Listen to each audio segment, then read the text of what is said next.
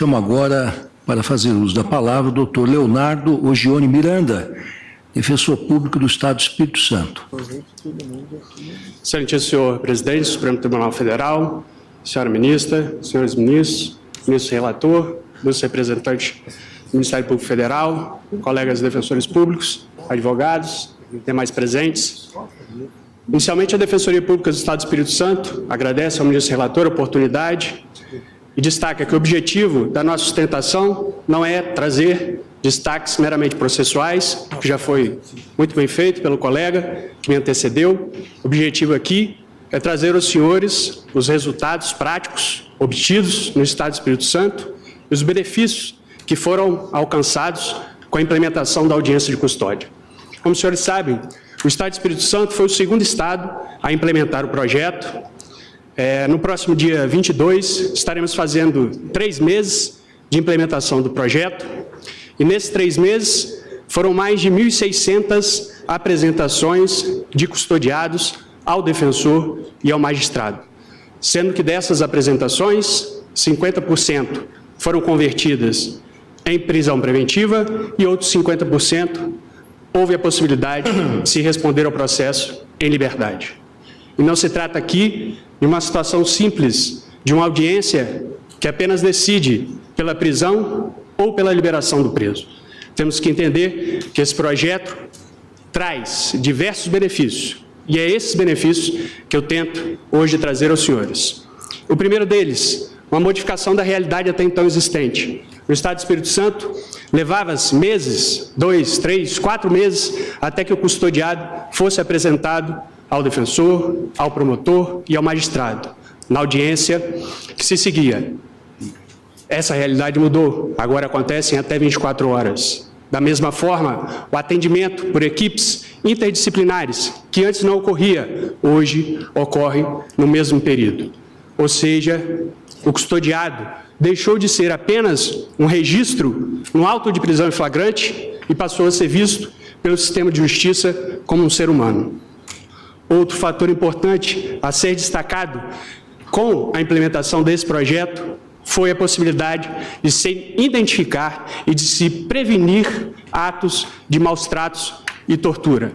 E não se diga que trata-se de mera retórica, pois no Estado do Espírito Santo foi detectado ao menos 10 casos suspeitos em que foi-se dado o devido encaminhamento.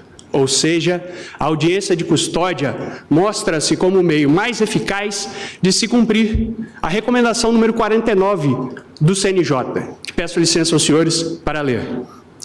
Conselho Nacional de Justiça, recomendação número 49, de 1º de abril de 2014, dispõe sobre a necessidade de observância pelos magistrados brasileiros das normas, princípios e regras do chamado Protocolo de Istambul, da Organização das Nações Unidas, ONU, e bem assim, do Protocolo Brasileiro de Perícia Forense, em casos de crime de tortura.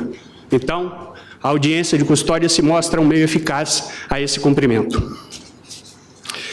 Ademais, a Defensoria Pública do Espírito Santo vem buscando agregar valores a esses projetos. E eu queria deixar aqui para os senhores 2 exemplos. O primeiro, com a audiência de custódia, há uma entrevista anterior com o defensor público, na sala da Defensoria, e que através de um formulário padrão que foi elaborado pela Defensoria, são detectados diversos dados qualitativos, quais sejam, quais os crimes cometidos, aonde, bairro, município, qual a idade desses custodiados, de onde vêm, se estudam, se trabalham, se existem testemunhas dos fatos, ou seja, dados que vão propiciar não só um pedido de liberdade, uma futura defesa processual, bem como também uma pesquisa qualitativa que será devolvida ao Estado, onde o Estado, com essas informações, pela primeira vez, com dados estatísticos, poderá efetivar políticas públicas de diminuição da criminalidade. Não com achismo, mas com dados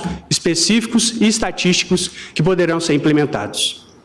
Na outra ponta, a Defensoria Pública do Estado do Espírito Santo vem buscando firmar parcerias com empresas, sindicatos, órgãos públicos, a fim de que, também na audiência, nessa entrevista preliminar, detectando-se custodiados que possam receber qualificação, treinamento, oportunidade de emprego, sejam encaminhados para essas oportunidades.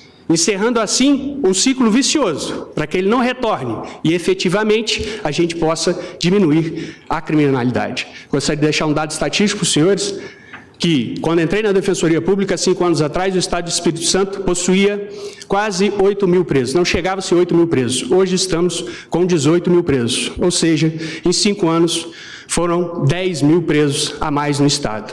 Um número alarmante e nós precisamos combater esse crescimento.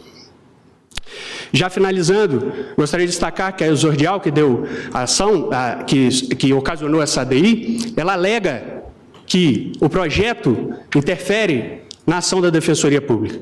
Mas quero deixar claro que os defensores públicos entendem que essas atribuições já fazem parte da função do defensor público, então não há qualquer interferência.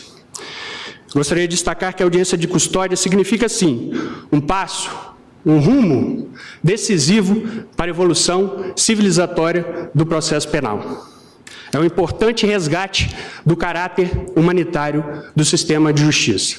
E se os senhores permitem, para finalizar, gostaria de deixar para a reflexão de todos uma citação em que colocamos na nossa peça, de autoria do nosso ministro Barroso, em que ele diz: quem se perdeu pelo caminho precisa de ajuda e não de desprezo. Toda vida fracassada é uma perda para a humanidade. Por isso mesmo, o Estado, a sociedade e o direito devem funcionar de modo a permitir que cada um seja o melhor que possa ser. Muito obrigado. A Defensoria Pública do Estado do Espírito Santo tem a honra de falar para Vossa Excelência e poder colaborar nesse importante julgamento. Obrigado. E quero assinalar desde logo que o Espírito Santo tem uma experiência excepcional nessa matéria. Como foi dito da tribuna, é um dos estados que melhor leva a cabo a audiência de custódia. Inclusive, a Defensoria Pública, a meu ver, merece os parabéns dessa corte pelo esforço que tem empreendido no sentido de aperfeiçoar ao máximo essa experiência.